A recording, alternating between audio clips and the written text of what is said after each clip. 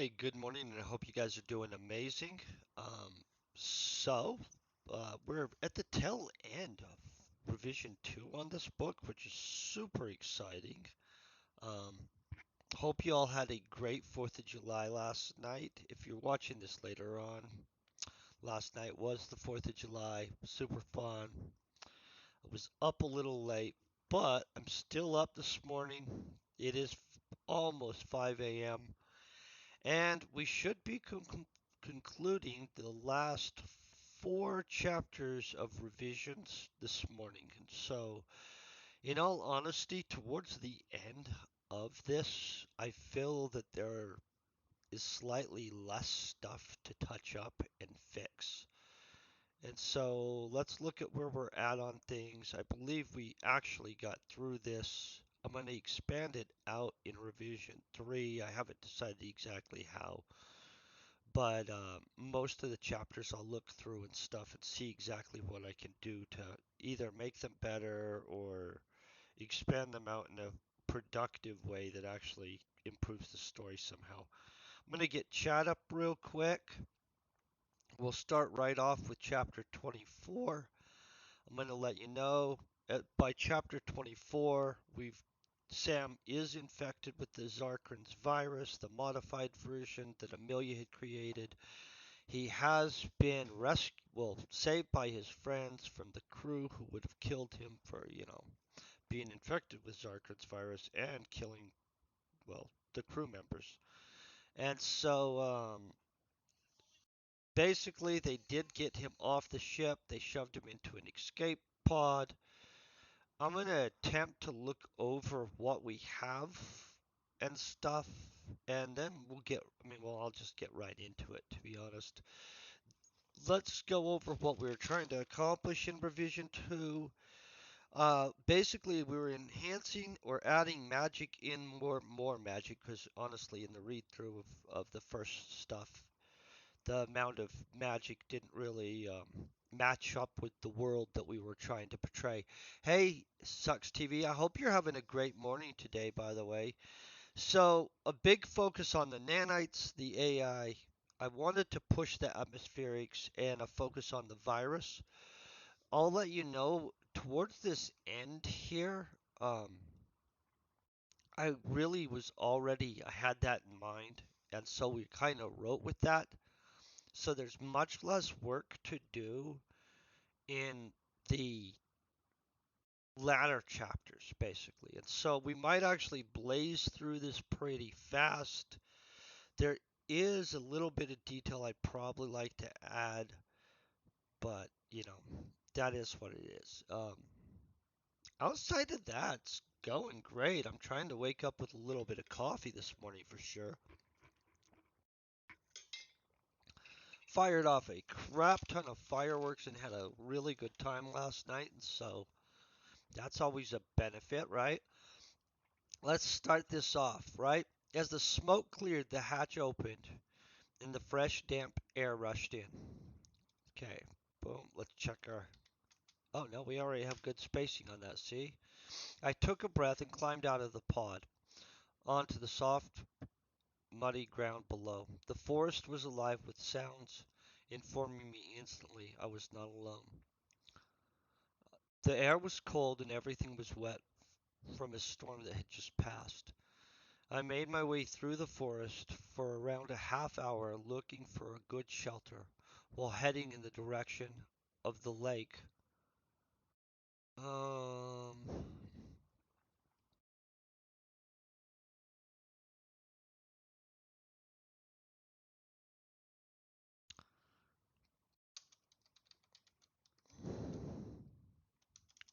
I'm gonna go the lake.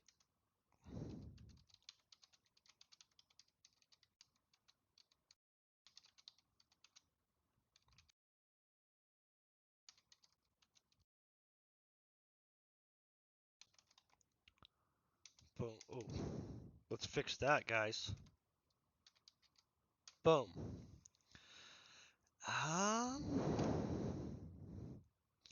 As my I as I made my way to the edge of the forest near the lake, I could hear a commotion and the sound of struggling ahead. Unsure of what I would be walking into, I snuck slowly closer until I was able to see a group of tribesmen. They were dressed in primitive furs and had a captive led by ropes as she struggled to get free. A couple of them were carrying laser rifles, which seemed out of place. Um,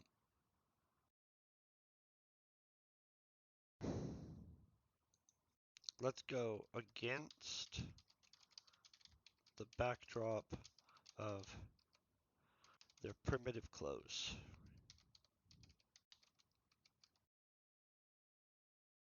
Right? Primitive clothing. The rest were brandishing crude wooden spears with green, tarnished copper tips. I feel maybe I'm going too far with that. You think Copper Age? Um, let's find out what copper tarnishes in, or bronze, right? You think that's a good idea? Let's at least give them Bronze Age weaponry. What color does bronze tarnish?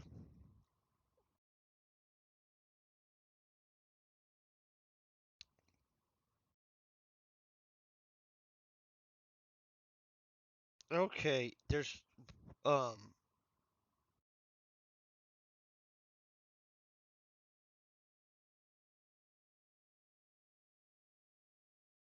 Okay, boom. So I'm gonna fix this. Uh, dun, dun, dun.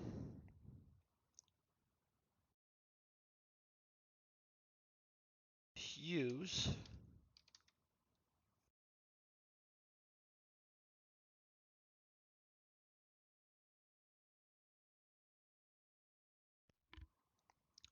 Sorry about that. This mic likes to turn off right in the middle of while we're doing stuff. Hues.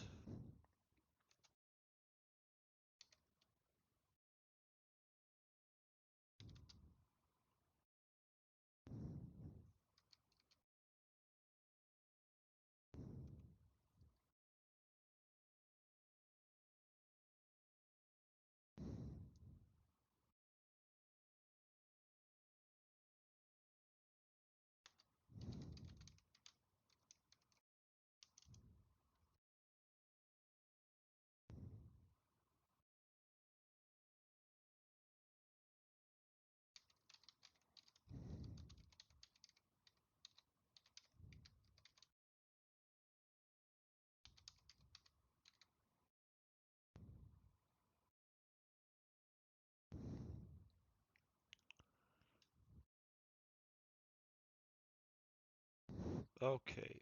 Boom, boom.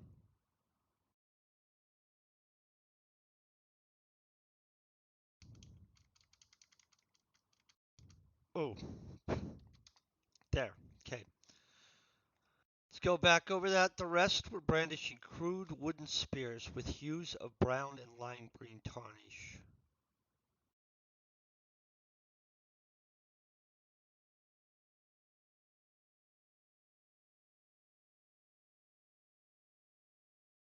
Okay.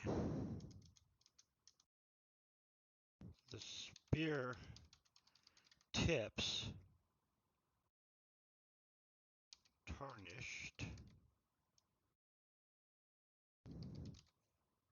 Okay, the spear tips tarnished with hues of brown and lime green.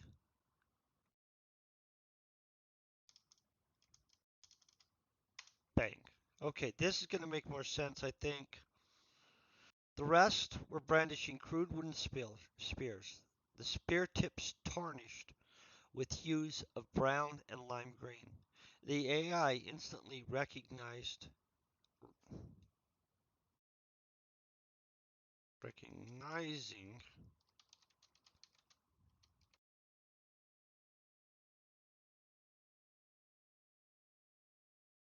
recognizing the metal as bronze. The man leading the procession, I think I have that right, wore a large jeweled crown with an ornate snake on it. and red robes. Hmm. Have robes, the word robes in here twice, and I'm not really sure what the heck, how I didn't catch that. With black glyphs.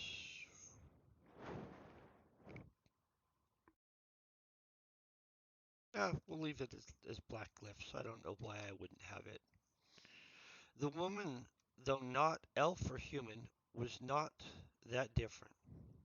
Mm,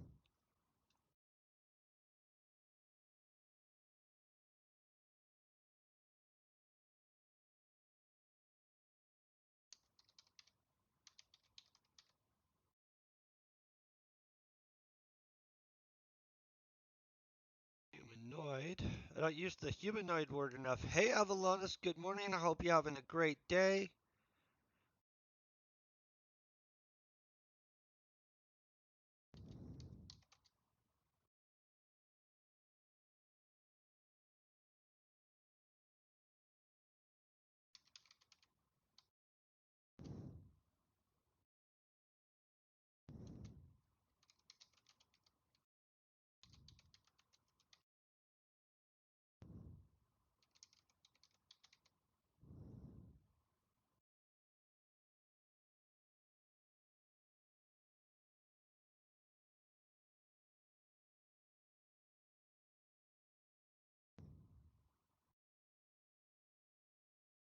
Well, now we've gave them ridges on their forehead.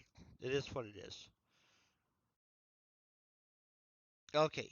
She was dark haired and seemed to be from the same species of humanoids as the tribesmen.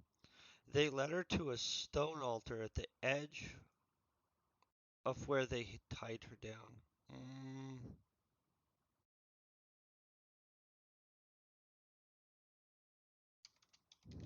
Okay. They led her to a stone altar on the edge of the lake where they tied her down. The man wearing the robes and crown then stepped forward, facing the lake, yelling strange sounds and performing hand gestures as the two other men lit incense at the base of the altar. The ceremony took only a few minutes before they scurried away. Let me check the spacing on this. Boom. Soon after they were out of sight, I noticed a group of tribesmen at the edge of the forest on the far side of the lake. There were four of them altogether as they finally fully emerged from the forest. After spreading out and cautiously looking around, they started making their way towards the girl on the altar. And let's change this to woman anyway. To the woman on the altar. She was relieved to see the men as they moved closer to the altar with spears gripped in hand. One of the men took out a knife and began cutting the ropes binding her legs. I was not sure what was going on at first until the woman began to panic, trying to free herself. Then I saw the creature emerge from the lake. The girl was to be sacrificed, and the men were now desperately trying to free her. The creature was a chimeric abomination. Um,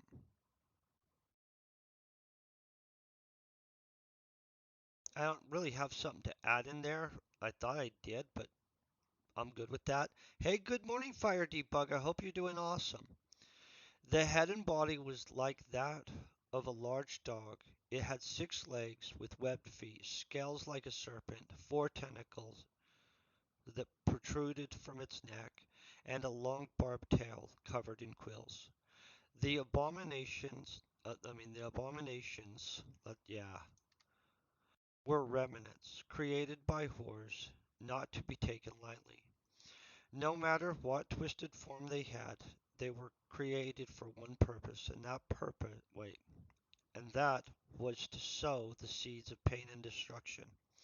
As its eyes locked on the men trying to steal its offering, it let out a large screeching sound, which was accompanied by a wave of dreadful energy. The energy was filled with fear. Wait.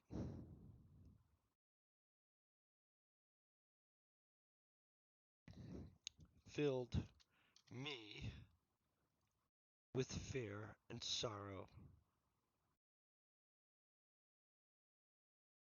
Uh,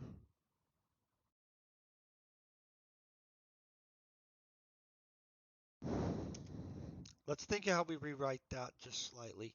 So it lets out this energy field, right? And basically it's fear and sorrow, right? So let me think of how this would be written just slightly better. Watched with, wait, the energy was filled.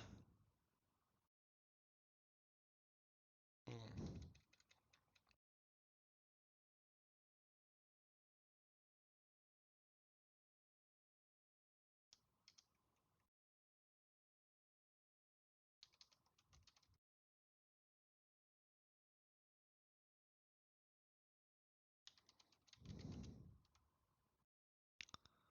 Okay, we'll see if this works better.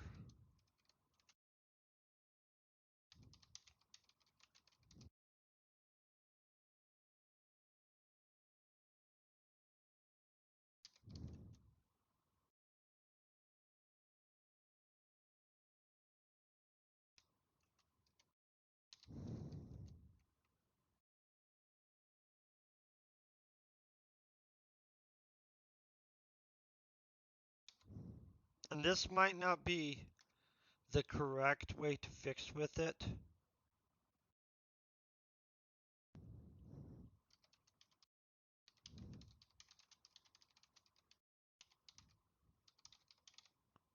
but let's see if it is, right? I could feel the fear and sorrow contained within the field of energy it now emitted. Boom. Now was emitting. Washing over everything. I don't even think I need that, so let's check. Boom, boom. I could feel the fear and sorrow contained within the field of energy.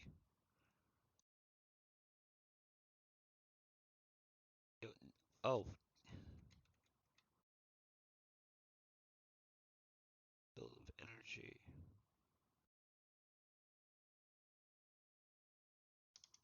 was now. Okay, boom, boom. Let's see, that's right. I could feel the fear and sorrow contained within the field of energy it was now emitting, washing over everything. Boom. I think that's correct. And we can delete this out. That easy. I think we're rocking it today. Okay. I had to compose myself, reinforced by the unwavering thoughts coming from the AI.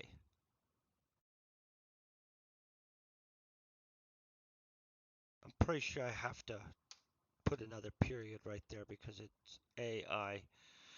I watched as fear struck the tribesman and the girl. Woman. We're going to change that to woman every time.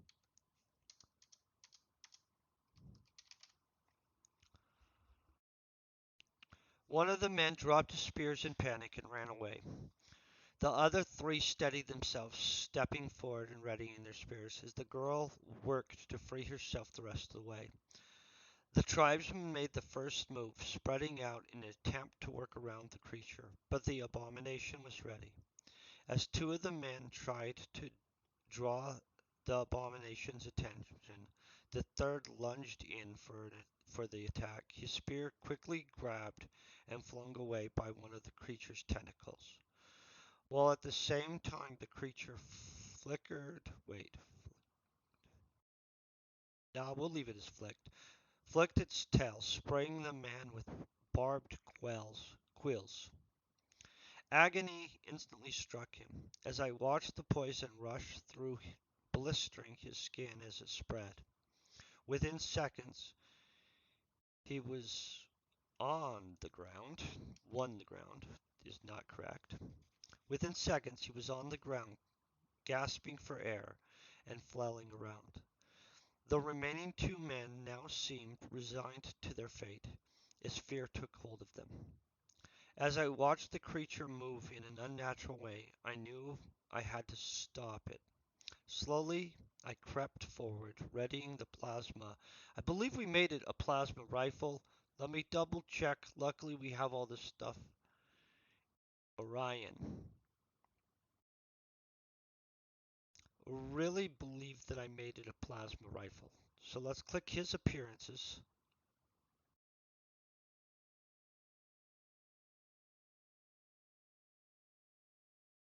Let's go right to the end where he hands.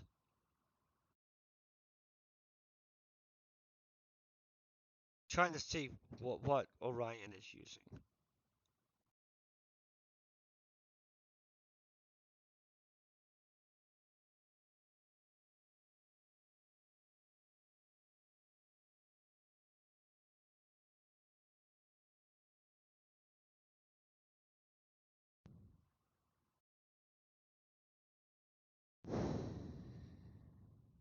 Plasma rifle right here. Knew it. Let's see. Let's go back and make sure that in this other scene. 21, blah blah blah blah blah. 23. Okay, so this should be rifle the whole way through, guys. I'm gonna go back to chapter 23 right before and let's get this to rifle.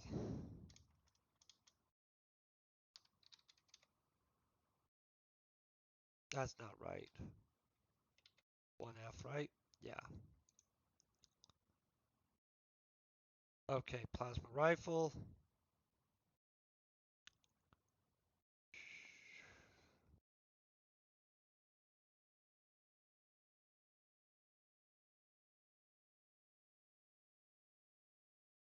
And let's make that a rifle, right?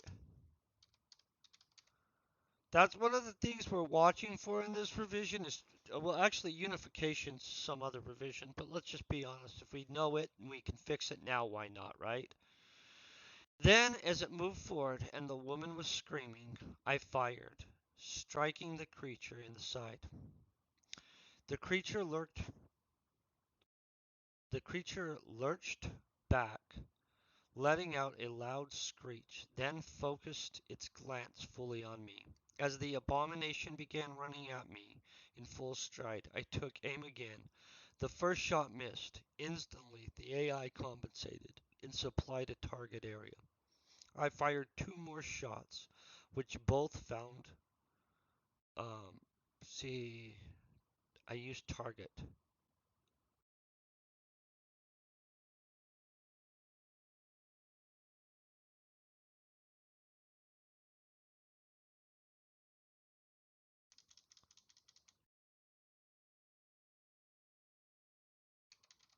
Okay, I think that's going to be better. Instantly, the AI compensated and supplied adjustments. I fired two more shots, which both found their target. One shot destroyed one of its front legs, and the other, wait. Oh, never mind. The other struck it in the chest. That's reasonable. I thought I had two for some reason in there. I mean, I thought I had an extra hit for some reason. I don't know why. The creature was still breathing, but it looked to be dying as I walked toward the group of tribes people. They had freed the girl. Uh,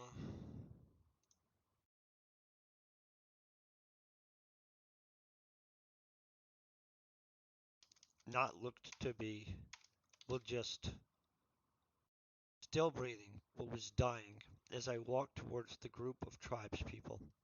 They had freed the girl, but looked to be afraid. But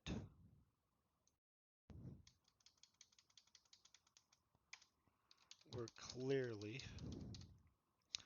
afraid. as they huddled together, motioning for me to stay back. Suddenly, the creature flickered its tail at me, releasing some of the barb like flying darts. One of the barbs hit me in the leg, and I turned, firing three more shots into the creature, finishing it off completely. I could feel the quill's pulse as it pushed some kind of poison into my leg. I wasted no time, instantly ripping the quill out, its barbs tearing my flesh.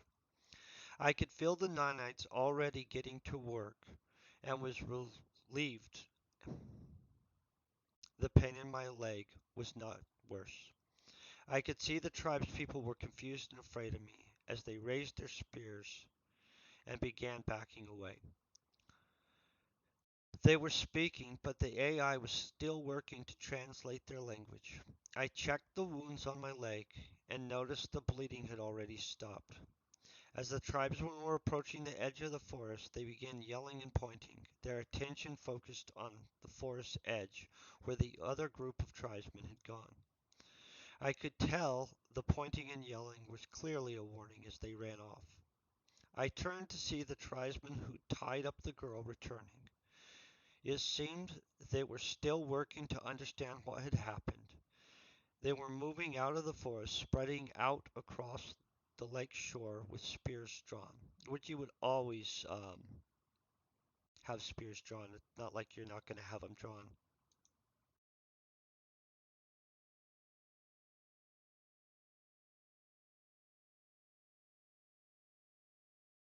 Let's just spears.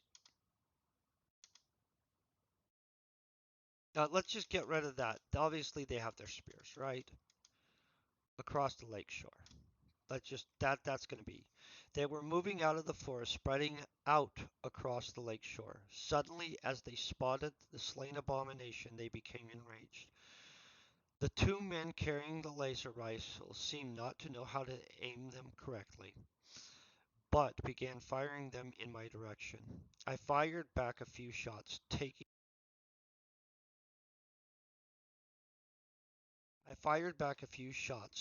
down one of the fast-moving men before fleeing in the direction of the tribesmen and women had gone. Before fleeing in the direction the tribesmen and woman had gone. Now that's reasonable. As I made it into the woods, oh, I made it into the woods, but but the tribesmen pursuing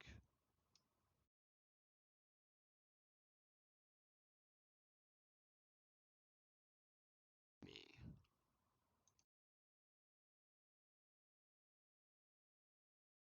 Boom.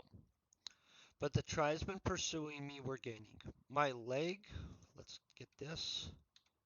My leg was wounded, but not giving me much trouble, and the adrenaline now flowing through me seemed to be helping me stay ahead. For about 20 minutes it seemed I might have lost them. Then two of the tribesmen came out of the forest rushing me. I managed to get off a couple of shots, killing one as he ran towards me, but the other was fast and managed to drive his spear through my other leg.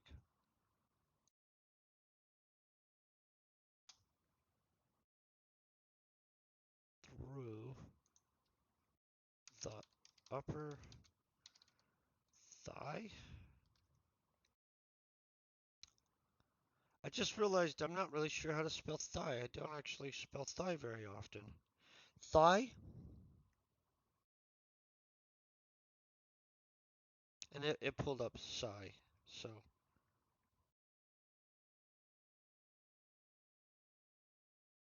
okay, thigh. Thig. See what I'm saying? H. Okay, we're good now.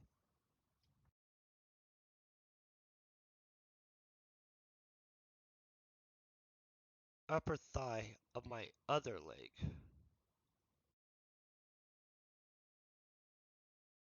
Maybe we should just designate these as right and left.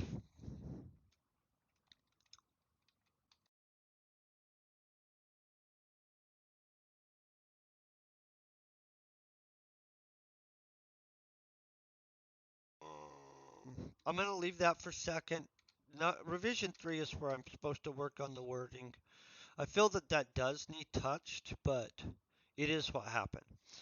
As he released his grip on the spear, he stepped back to draw his knife and giving me just enough time to shoot him dead.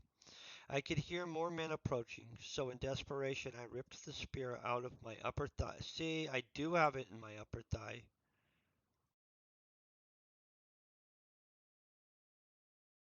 Leaving a large wound. Do we just want to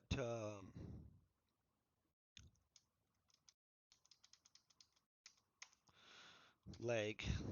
Let's just make it a leg at this point because we've already identified it's in his upper thigh. Leaving a large wound. The nanites were due.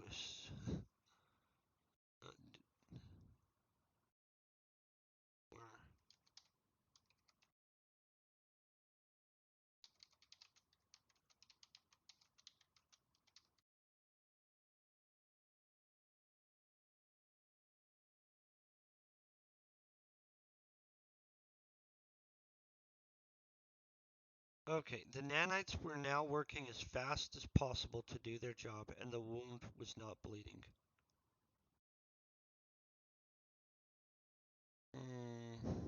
Wording wise, I'm not loving it, but is what we're going to have happening.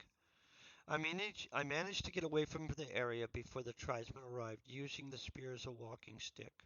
I could hear the rage and the screams as they found the bodies of their comrades. I moved as quickly as possible, but they were gaining on me.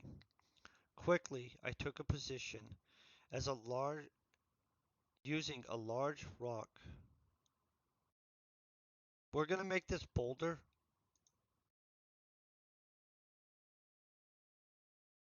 or rock face.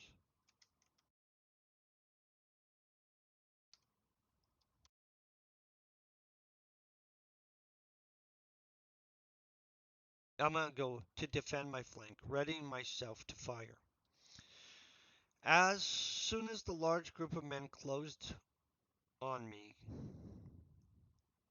wait, as soon as the large group closing on me came into sight, I knew I would not be able to outrun them. As they rushed at me, I was able to shoot down the first four just in time to spot the man in the red robes. My movements were fast, but before I could get an aim on him, the man in the red robes released a surge of dark arcane energy. It rippled and snapped through the air, striking me.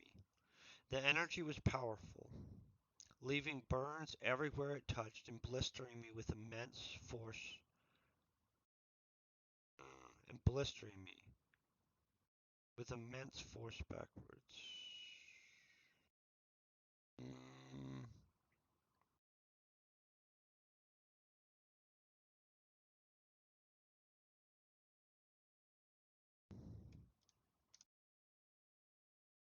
blistering me as its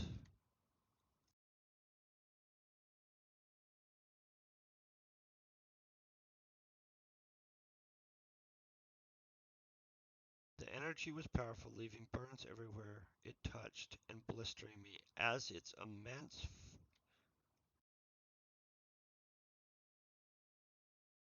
blast.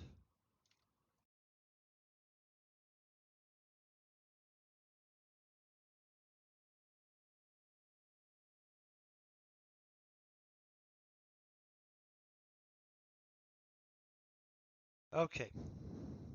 As its immense blast force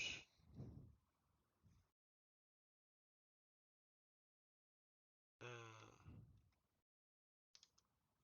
blast there. As its immense blast knocked me backwards. As I slammed into the rocks, the last thing I recalled was the back of my skull cracking. The blow was severe enough that it would have been lethal to anyone not in my condition.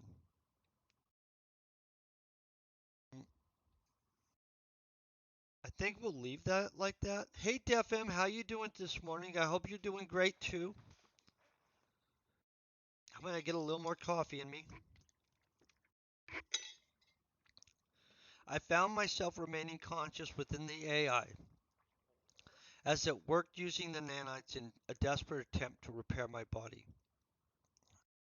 Mainly the damage to my skull. The nanites were failing though, which triggered the survival mechanism within the virus. Suddenly, the virus began working with the AI, helping the nanites in repairing my body. Okay, see, boom, we're already done with the chapter. That took only 30 minutes. From the construct world within the AI, I could monitor the recovery of my body and had access to the AI's archives.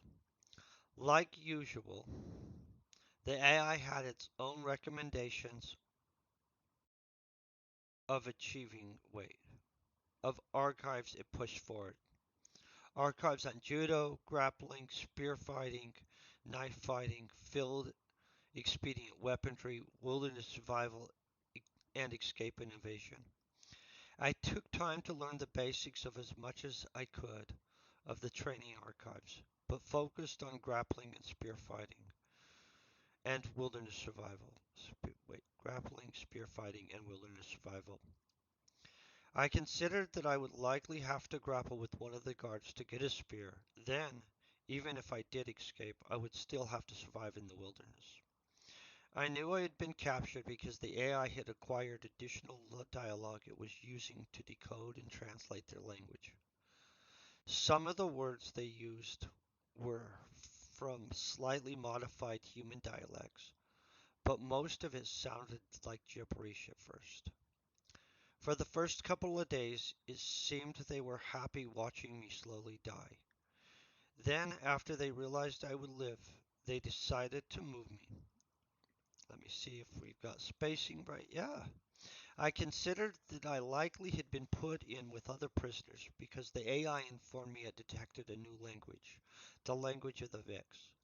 The Vix were raiders that prided themselves on combat prowess, living life based on Miyamoto Miyoshi's The Book of Five Rings, an old Earth North culture. The Vix had survived a nomadic space communities, using powerful rune magic to hide their presence to all others, including the Horse. For the most part, they worked as mercenaries, scavenged the ruins of once developed planets, or raided whatever they could from those they perceived as enemies.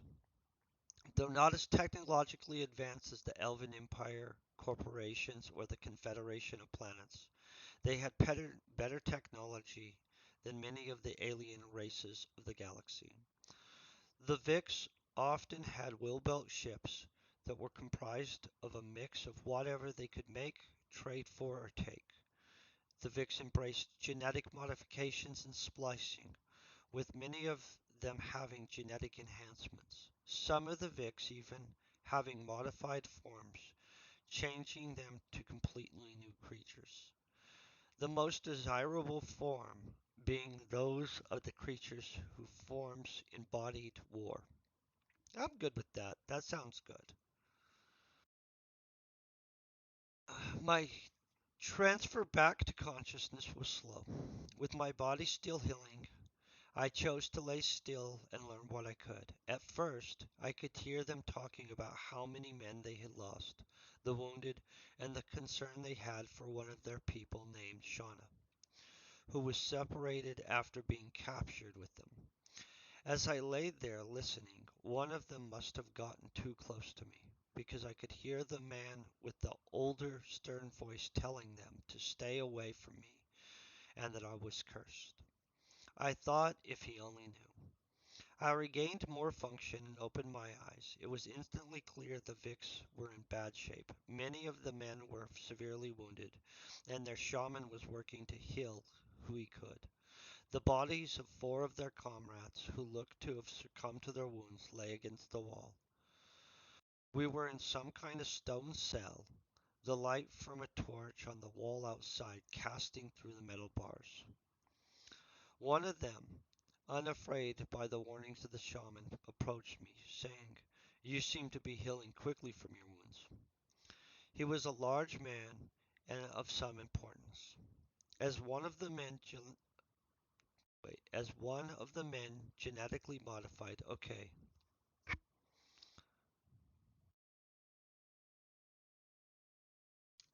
who was, let's add that, as one of the men who was genetically modified to be a minotaur stood at his side ready to guard him from any indication of threat.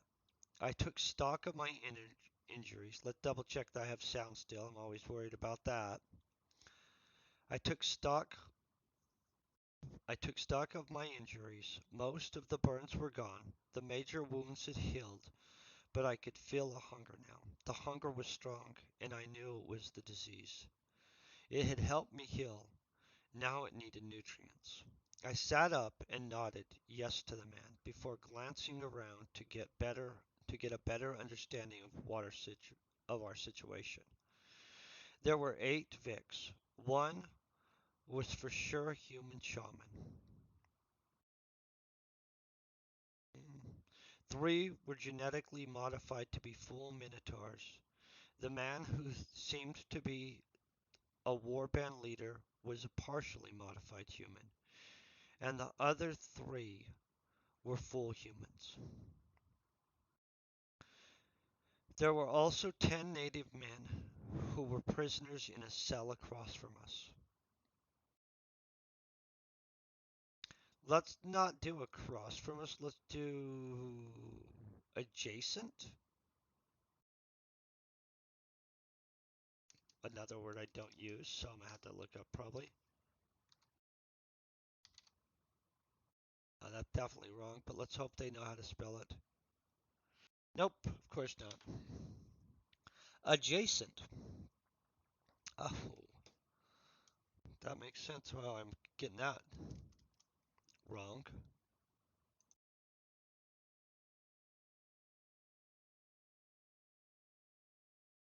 Adjacent. Oh, okay. Sell adjacent from us. Do you have any idea what they plan for us? I asked. The leader of the war band came closer. My name's Magni, and they intend us for sacrifice to their blasphemous gods. The men were all fierce warriors, and I wondered how they possibly have had, let's go with had became captives. I asked, how is it that you were captured? Your people are known for being excellent warriors, and this planet is primitive. They could not have taken you from your ship. The shaman came closer, insulted by the question. We had landed to forge one of the abandoned cities from before the horrors ravaged this world, when our scouts captured a couple of their men. Using a communication rune spell, I questioned them and found out they worshipped a strange god whose idols are made of precious metal and adorned with valuable gems. Looking to find out more, we decided to take the men back to their village. When we arrived and returned their men to them, they invited us in and offered us a feast. So we agreed, hoping to learn more. It was just a trick, though. They had drugged our meals.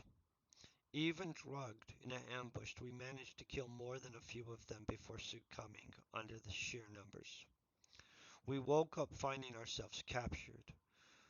We knew we had lost many of our men in battle, but even those who survived were severely wounded. Slowly, through the comments and taunting from the guards, we figured out they intended us for sacrifice. Um, Wording wise, could that be improved? Probably. It's pretty good though, honestly. And so, luckily, we have multiple more revisions to deal with. So, like, I'm not that worried about it right this second.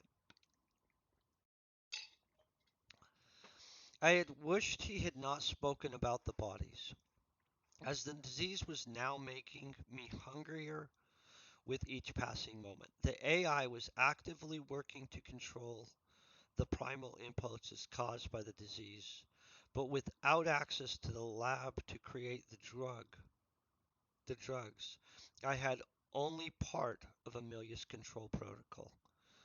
The sound of a large group of men could be heard coming down the corridor in our direction, instantly drawing my attention away from my hunger. Magni's voice reverberated with power, even as he spoke softly. Wait until I say to move before we attack.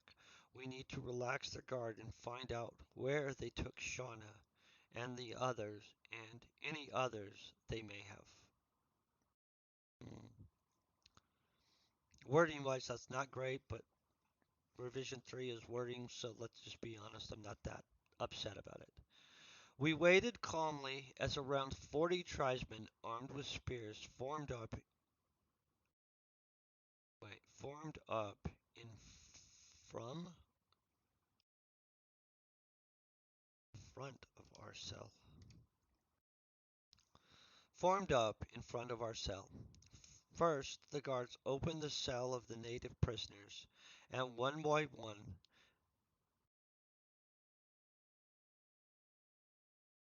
they escorted them out before binding their hands.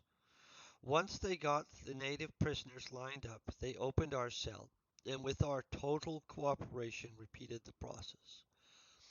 As the guards lined up to begin moving down the corridor, I made sure I was able to break the primitive ropes binding my hands. Um,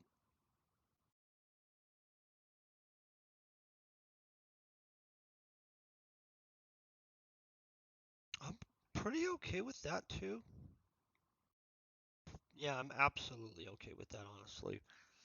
I'm I'm gonna touch it in revision 3. I gotta figure out exactly what I'm gonna do up on it in revision 3. What do I have planned? Full read through unification sentence fixing. So literally the sentence fixing is 3. Um I'm gonna tell you really most of 3 I'm gonna probably do offline. I'm gonna take 2 weeks to read through everything and revision 3 it. I'll probably live stream revision 4, which is going to be full unification, focusing on the experience and improving it any way we can, and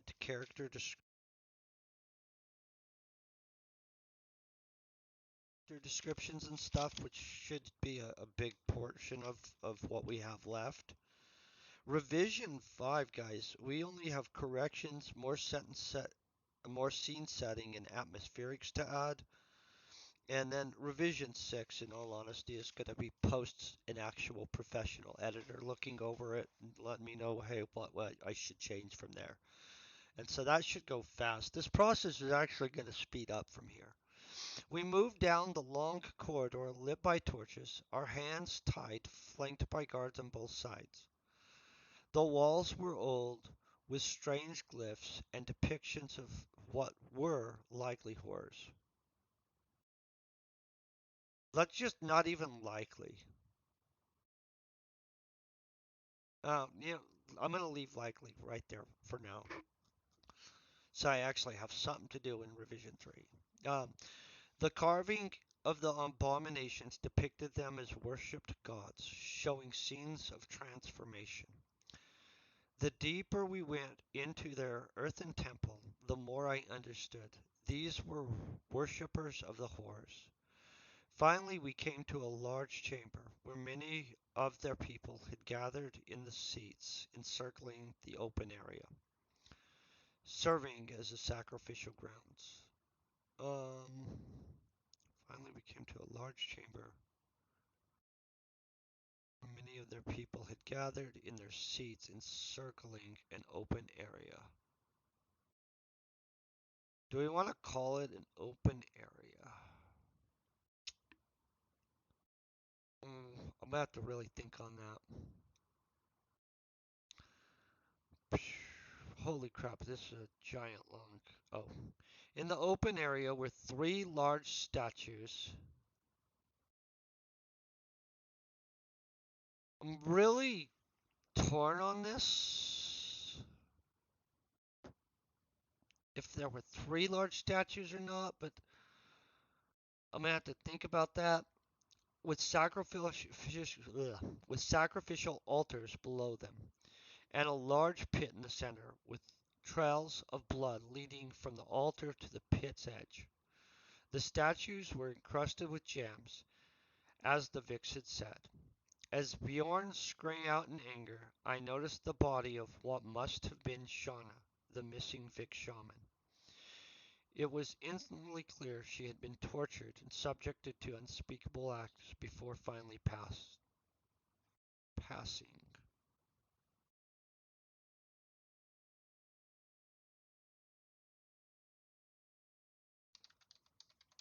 Okay.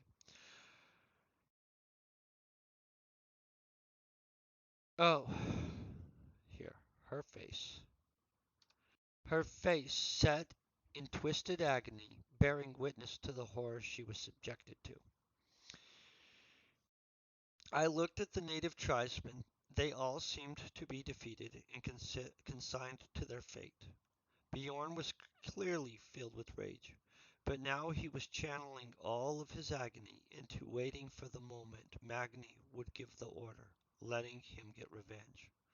I found myself concerned with figuring out how I found myself concerned with figuring out how I would survive if I considered the Vix an ally, oh, and if I could consider the Vix an ally.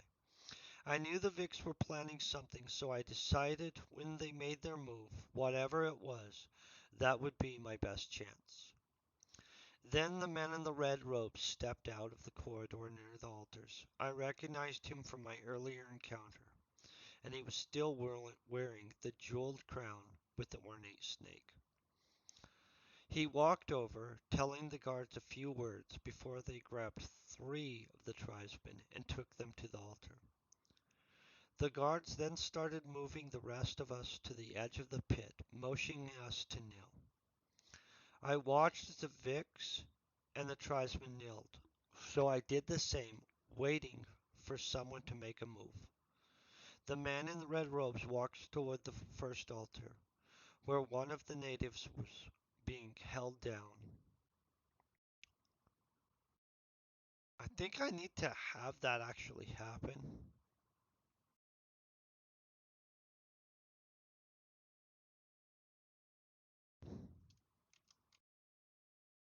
Okay, altar. As one of the natives.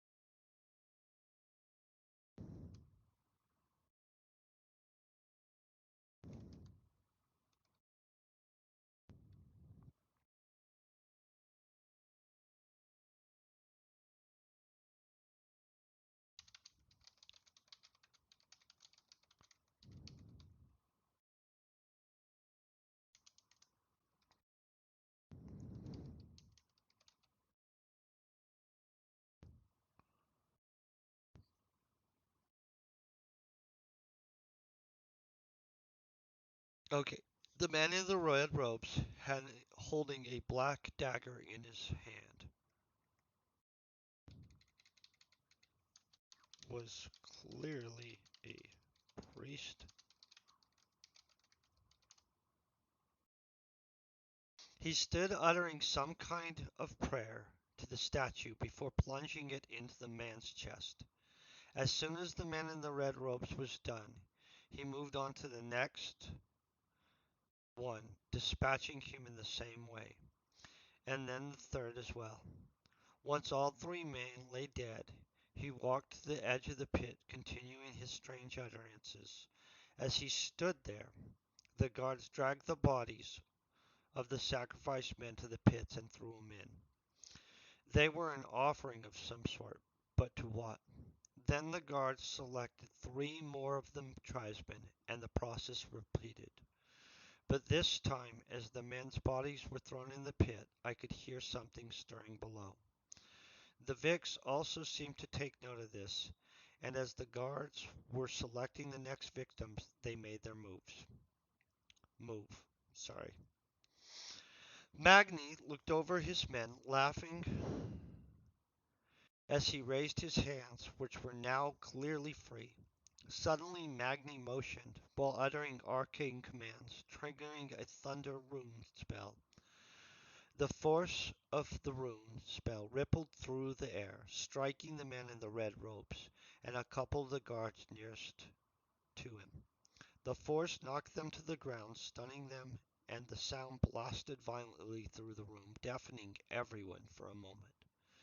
Bjorn and the other two Minotaurs stood up quickly, breaking the rope binding their hands, before Bjorn grabbed one of the guards, throwing him down the pit. At the same time, the other two Vics started working to free themselves. The other Vics, not two. Sorry, I don't know why I said two in there, obviously.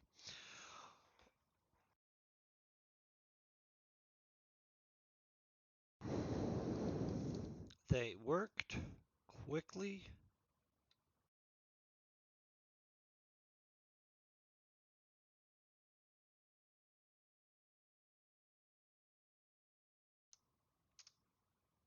They worked quickly to free themselves. Panic took hold of the guards, but they managed to spear one of the young Vics, killing him before he could free himself. Then even the tribesmen started to try to free themselves. Shots poured in from the guards wielding the two laser rifles and my plasma rifle. Okay. See, we did have it as rifle. But they were badly aimed, only managing to kill one of the tribesmen meant for sacrifice and a couple of their guards before they dropped the weapons to flee. I worked freeing myself from the bindings, and with the guards distracted and his back towards me, I pounced on him.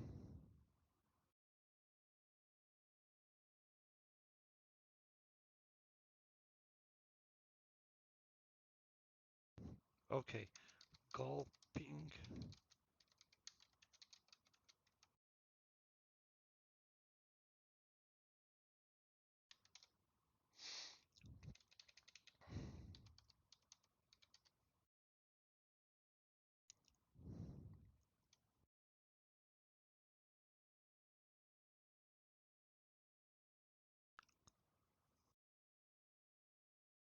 Okay, he dropped his spear, but the other guard turns, stabbing me through the shoulder and knocking me off him. Okay, with that,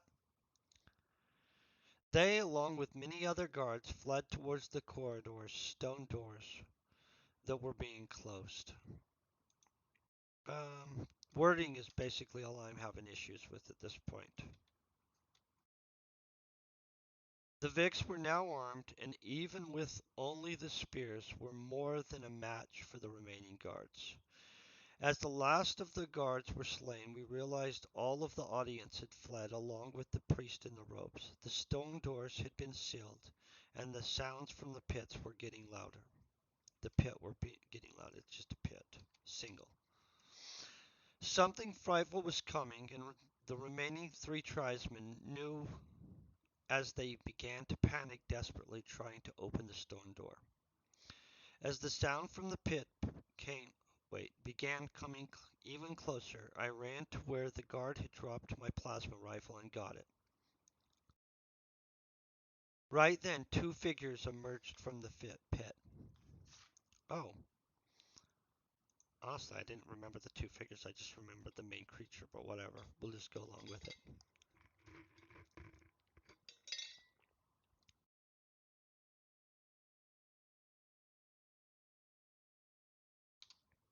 Carvens. I don't know what happened there. As the sound from the pit began coming even closer, I ran to where the guard had dropped my plasma rifle and got it. Right then, two figures emerged from the pit. They were once men, but seemed broken and twisted, like the figures seen on the carvings in the passageway. Immediately, one of the Vics threw his spear, sticking one of them and causing him to fall backwards down the pit. The other one quickly moved forward to attack Bjorn, but I managed to fire my plasma rifle, striking it directly in the chest twice, killing it before it got him. For a brief second, we thought it might be over, but then an unholy scream echoed out of the pit. The young Vic moved quickly to gather up one of the laser. Wait, let's go. One of the young Vics.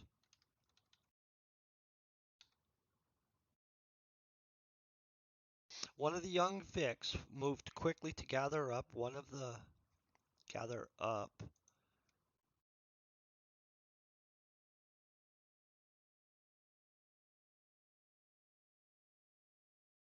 Okay.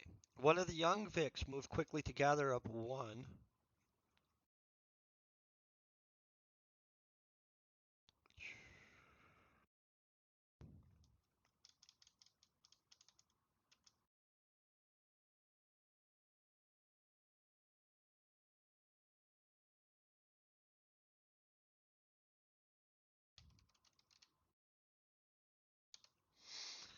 Okay. One of the young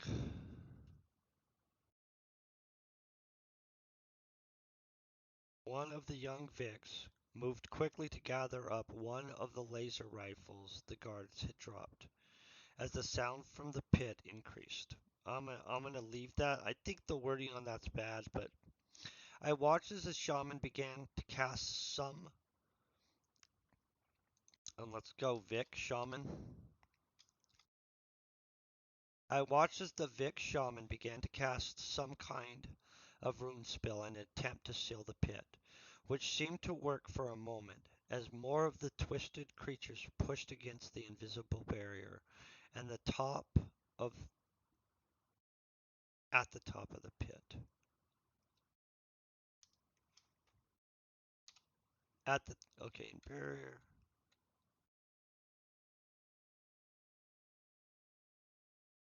Okay, just double checking. Oh yeah, I'm not even worried about that part. Like, we're good. Let's look over this all. Think I'm happy with that, but not the wording necessarily. I watched as the Vic shaman began casting some kind of rune spell in an attempt to seal the pit, which seemed to work for a moment, as more of the twisted creatures pushed against the invisible barrier at the top of the pit, unable to climb out. As the creatures worked to get through the barrier, the unholy screams grew louder. See, I'm happy with that. Suddenly, a large blast of energy burst through the barrier, allowing the creatures to emerge from the pit.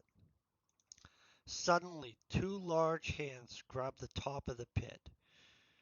As wait, as a large half-humanoid snake-like abomination emerged.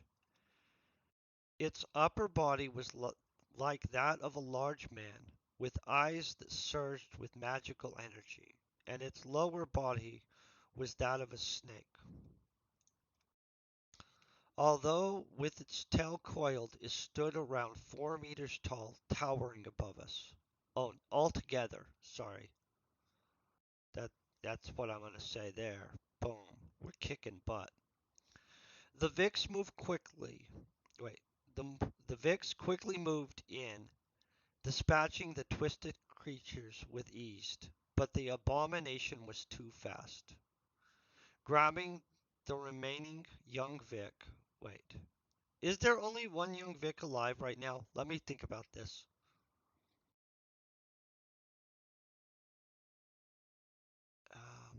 Okay, we had three.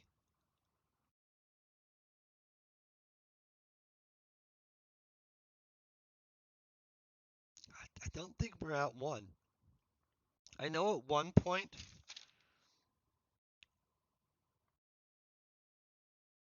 I kept track of this, and it should be correct because we literally wrote everybody up and I scratched them out as.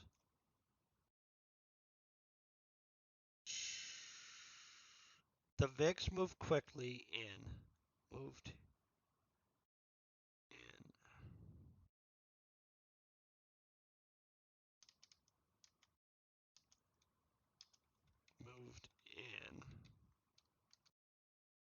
quickly.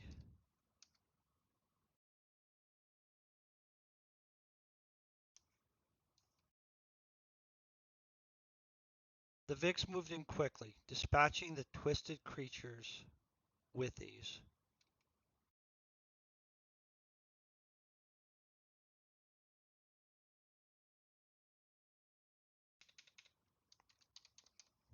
Okay. The Vix moved in quickly, dispatching the twisted creatures with ease, but the abomination was too fast. Grabbing the remaining young human Vic and crushing the life from his body. Um, let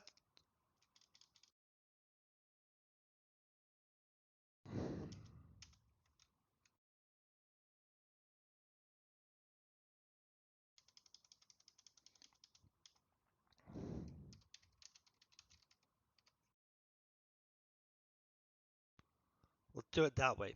Grabbing one of the Vics and crushing the life from his body. I fired my plasma rifle, but the energy seemed to wait. But energy seemed to surround the abomination, shielding it from most of the damage. Its eyes surged with power as the energy formed in its hands before it cast it towards the shaman. The shaman had some sort of protection spell around him, which managed to stop most of the blast, but it was powerful, and what got through knocked him across the floor, rendering him unconscious. Rendering him. We're good there. I continued to fire, doing only minor damage to the abomination, as I watched the spears prove pointless. In desperation, one of the minotaurs charged forward. And let's get that like that. Crashing into the abominations, its horns driving deep into it and pushing it backwards.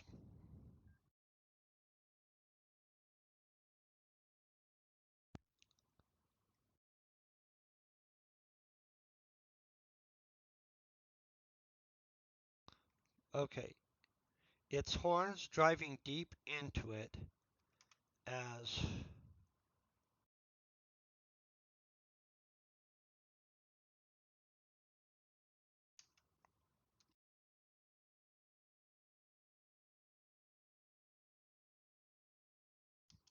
he pushed.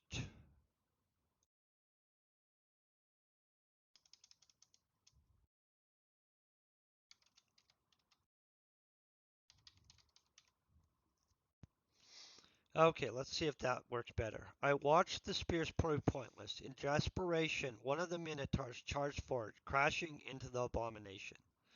Its horns driving deep into it as he pushed the abomination backwards. I'm kind of okay with that. I'm not as happy as I would like to be. Suddenly, Bjorn yelled, "Push it into the pit. It's our only chance," as he ran in to aid his comrade. I began focusing on shooting the abomination's hands, hoping it would slow its ability to attack the Vix, as the other minotaurs charged in, also driving its. Don't we have three minotaurs? We'll deal with that in a second. I'll have to really go over this chapter in revision 3 and double check everything. This is one of the things I'm wanting to make sure the consistency is a little better. The unification part, right?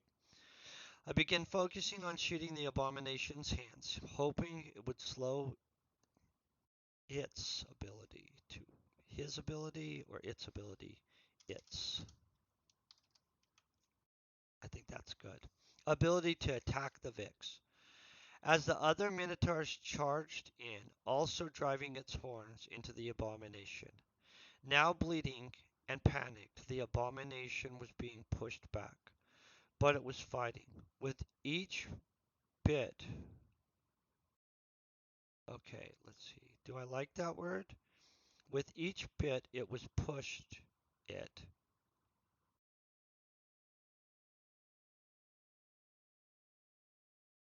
Okay.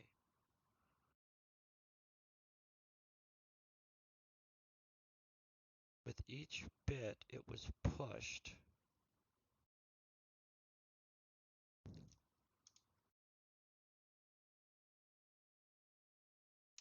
the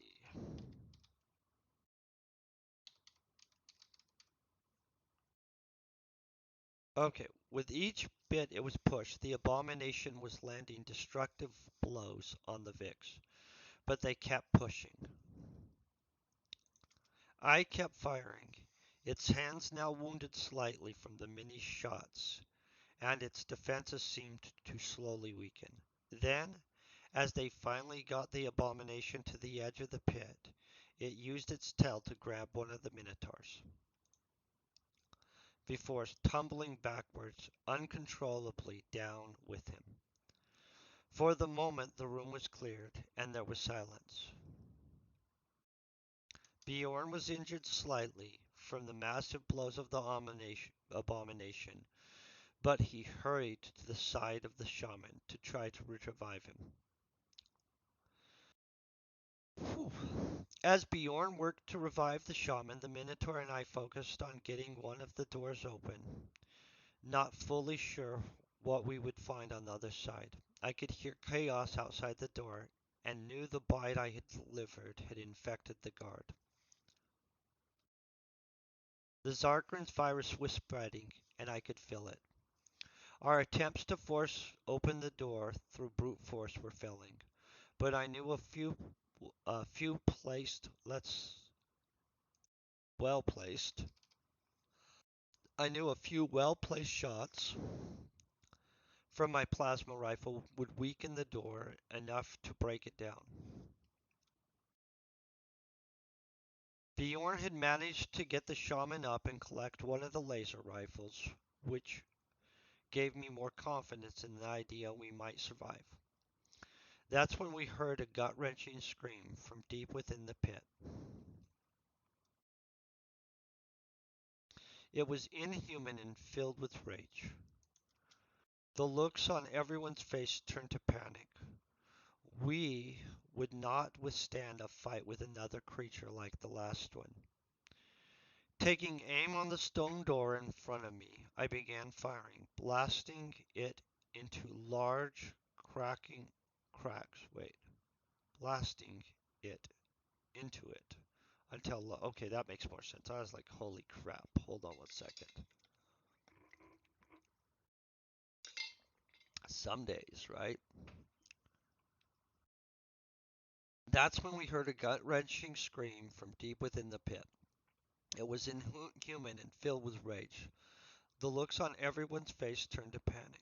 We would not withstand a fight with another creature like the last one. Taking aim on the stone door in front of me, I began firing, blasting into it until large cracks riddled it. I decided to wait. Not I decided. We're gonna go with just straight new. I knew that facing what was ahead in the tunnel was a better idea than waiting to see what would come for us from the pit. When I stopped firing, the Minotaur crashed into the weakened stone door, breaking it into rubble. The passageway was completely dark, but I could see down it clearly, and it was currently empty. There were signs there had been fighting, but no guards. I quickly yelled out, "Over here. We have a way out." Bjorn and the shaman joined up on us, and we began our journey down the corridor. The screams of the others could be heard coming from almost the screams of others could be heard coming from almost every direction, but for now we seemed to be unnoticed. After a few minutes of moving through the passage, we came to a room where a couple of infected tribesmen were feeding on the body of one of the guards. I could instantly feel the connection to the disease created between us and managed to keep them calm enough that they did not attack us. In shock, though, Bjorn opened fire. Um, you know what? I don't think we need the word. though in there, it actually doesn't seem to benefit us. In shock, Bjorn opened fire on them, gunning them down before they could even react. The shaman seemed puzzled, asking how would this have happened. Um, they have Zarkran's virus? I chose to say nothing, knowing the Vix were my only chance of escaping this planet.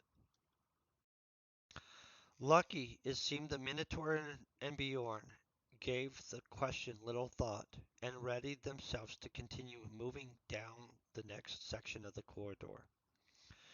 As we moved down the corridor, it began to get brighter until we were finally standing at the entrance of the primitive temple. I think we're good there. The thick forest just through the wait. The thick forest just through a small village.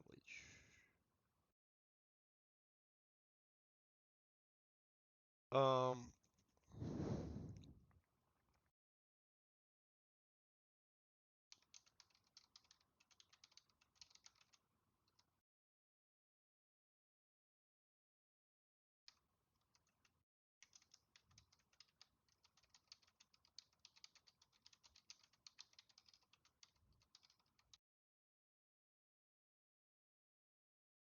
okay, let's see if that makes more sense.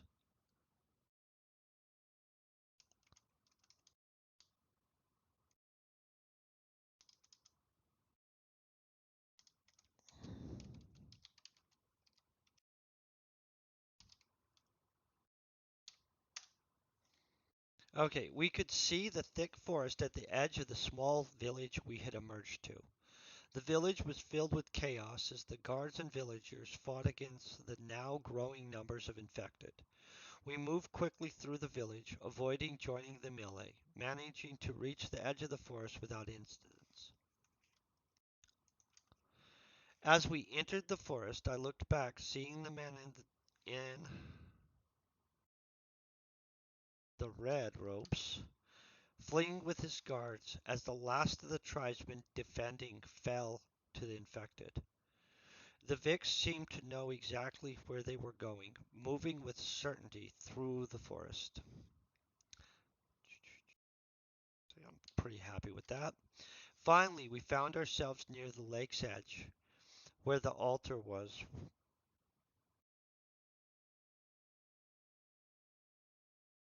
I don't think we need the altar.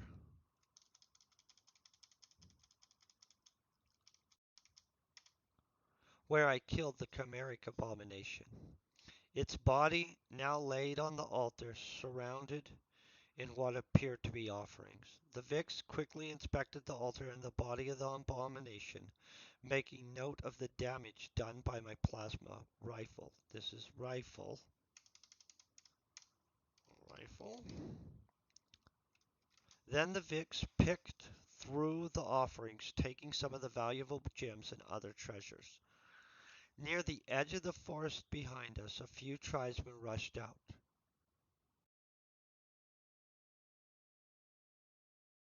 They moved quickly across the lake shore, but within just seconds I put down three with my plasma rifle, and Bjorn killed the other two with the laser rifle he had taken. Okay, I'm cool with that. We could hear the screams of more gathering in the forest, and once again began moving towards the location the Vix had landed their ships. As we moved through the forest, the sound of the tribesmen faded away. Finally, we were able to see the Vic spaceship. It was a medium-sized raiding vessel, which they had landed in a valley clearing. I could see Bjorn's concern as we got closer.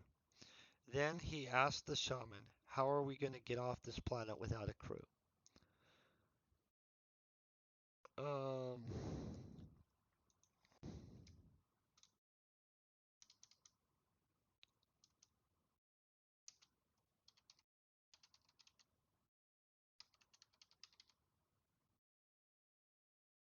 I knew I was. Wait, let's go over this. I knew this was my best chance. So I spoke up, saying, I can get all the systems up and fly us out of here. Uh, I'm not really liking this section. Let's look at this. I don't think he needs to tell him he's a technopath.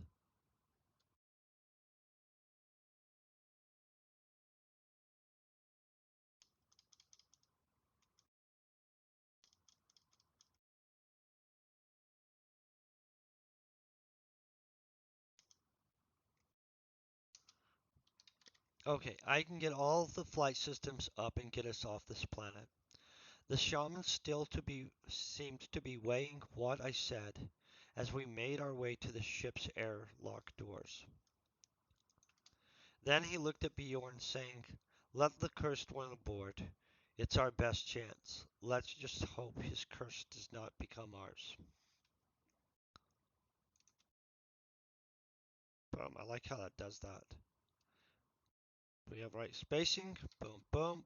Bjorn opened the door, monitoring us, not monitoring, motioning us all aboard. Wait, motioning us to all move aboard the ship.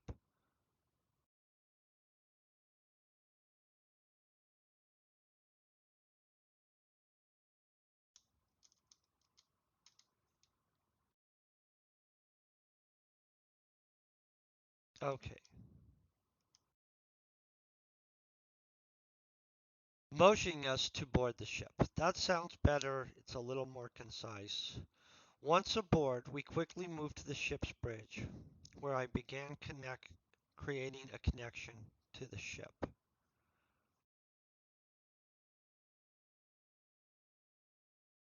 And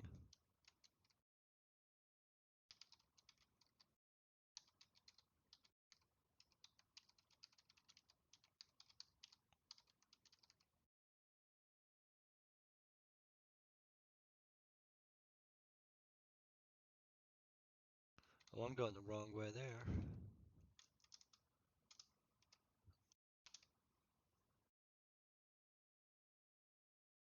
Okay, let's fix that.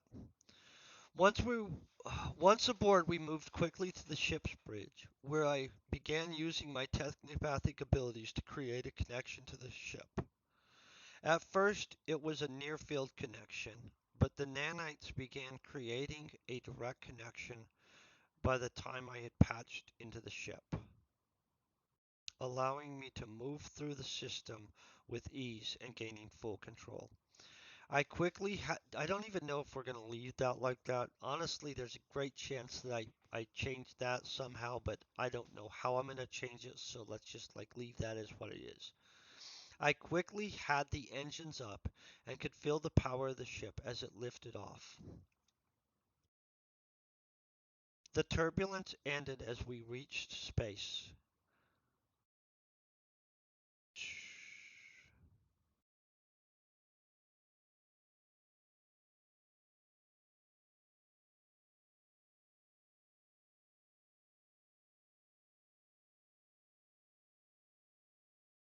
Mm. I'm gonna be honest right here. I'm gonna probably change this little last spot, the ending a little bit. Not this second, but I mean I'm gonna just tell you guys in revision three when I'm gonna do revision three offline. It'll probably take me 2 freaking weeks. I'll just be honest. There's a super big chance that this little last part changes. I'm gonna change some stuff. So when we come back for revision four, the story will be slightly different. I mean, slightly, and I mean slightly. That's it. Because at this point, I feel we have the story, but what we need is some fixes to double check that we have actual, like, unification. The wording is a little crappy in some spots. We're going to add descriptions. Descriptions are going to be a big part. And a lot more scene setting and atmospherics. The atmospherics and scene setting is its own entire revision, in which I'm just going to pick a couple things in each chapter to set better. Um, The turbulence ended when we reached space.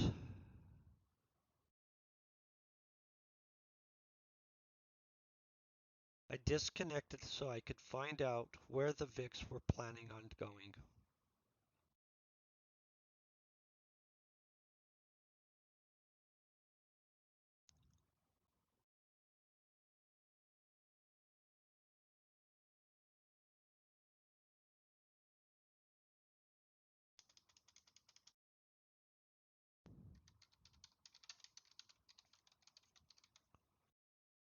Where should I take us? I asked Bjorn. He gave me the coordinates of a system I had not recognized, saying to meet back up with our fleet. It seems you're soon to wait. It seems you're soon to be one of us now. Um,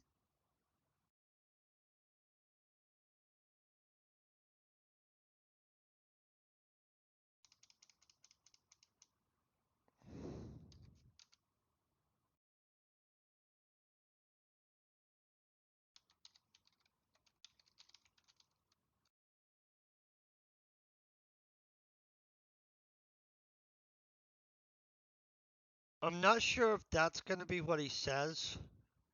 To meet back up with our fleet, it seems you're stuck with us now.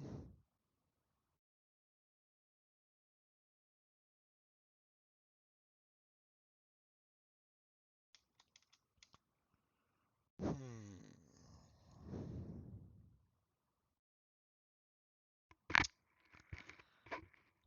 I'm gonna be honest, I'm not really sure what the heck to do with this last little thing. I know he's gonna. So, book two is gonna be only adventures with the. Well, it's gonna be a lot of stuff, but mostly it's adventures with the Vix. So, let's try to figure this out. To meet back up with our fleet.